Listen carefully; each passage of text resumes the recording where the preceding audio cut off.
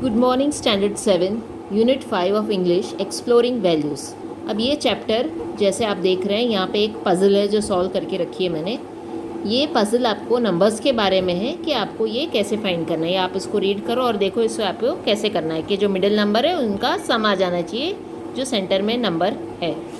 Now this story is about a boy called Swaminathan और उसके पापा के बारे में जो बातचीत होती है उसके बारे में।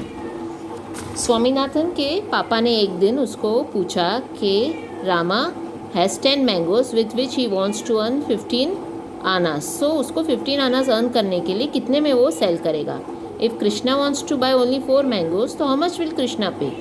अभी स्वामीनाथन जो था वो सम तो सुन रहा था लेकिन उसका ध्यान कहाँ था, मैंगोज़ में, कि वो मैंगोज़ कैसे हैं, कि वो राइप हैं कि कच्चे हैं कि पक्के हैं, मीठे हैं कि खट्टे हैं। वो सोच रहा था बैठ के, इंस्टेड ऑफ फोकसिंग कि ये एक मैथ्स का सम उसके पापा उससे बोल रहे हैं सॉल्व करने के लिए। उसका ध्यान कहाँ था, मैंगोज़ में, कि वो मैंगोज़ अच्छे हैं तो मुझे मुंह में पानी आ रहा है खाने के लिए। His mouth was watering.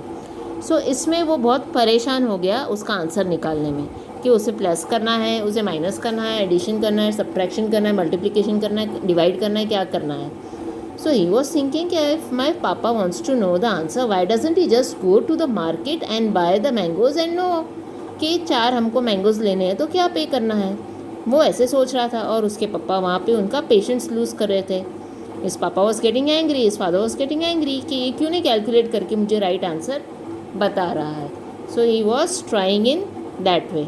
Eight last उसने वो सम उसके पापा ने बहुत डांटा, तब जाके उसने सॉल्व करके राइट आंसर दिया कि कृष्णा विल हैव टू पे 6 Anas. So what happened here, ये जो सम उसके लिए पजल था।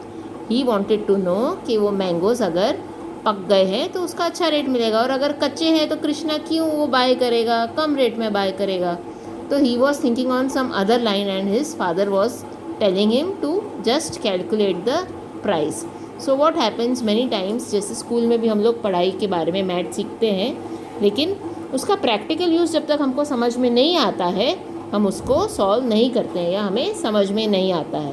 तो एक्चुअली हमारी एजुकेशन पॉलिसी में थोड़ा प्रॉब्लम है कि हमें सिर्फ थियोरी पे ज़्यादा फोकस दिया जाता है या हमें टाइम दिया जाता है, थियोरी मतलब बुक्स की पढ़ाई पे, नॉट दैट कि प्रैक्टिकल अप्रोच अगर हम कहीं जाते हैं कुछ लेने तो how much we will pay, how we will calculate.